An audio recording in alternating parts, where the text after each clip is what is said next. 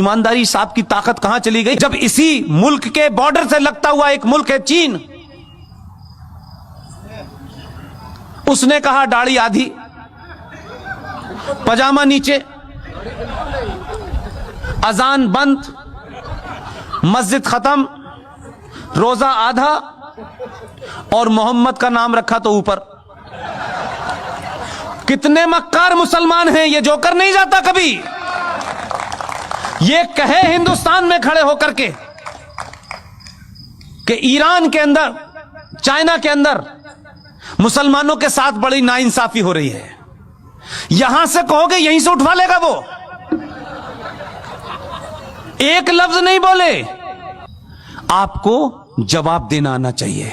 ये जो ताकतें हैं जिन्होंने इस देश में हिंदू मुस्लिम भाईचारे की आड़ में इस देश को मुसलमानों ने खोखला कर दिया। केरला बन गया, कोई मुसलमान नहीं बोला।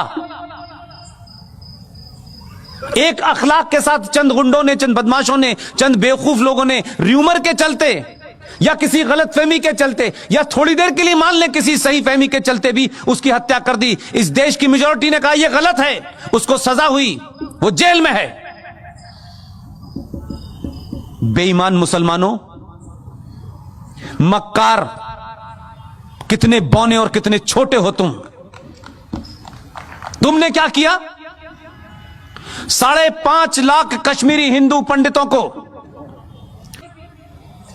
जहां मुसलमानों का राज था, आपने उनकी पूजा पद्धति के कारण मस्जिदों और कुरान का सहारा लिया।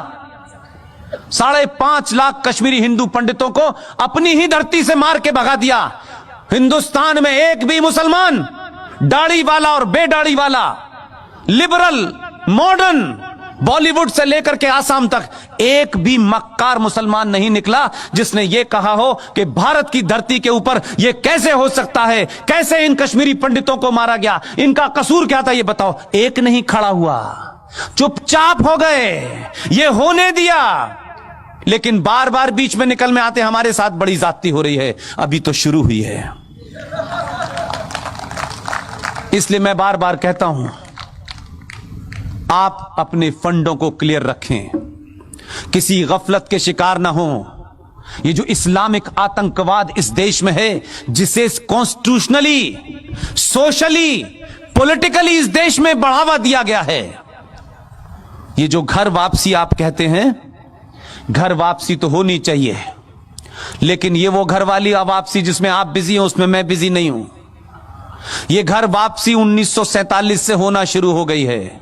अभी 35 पे 370 गया है, मंदिर वापस आया है। अभी काशी भी लेना है, मथुरा भी लेना है। इसके बाद में यूनिफॉर्म सिविल कोड भी आना है।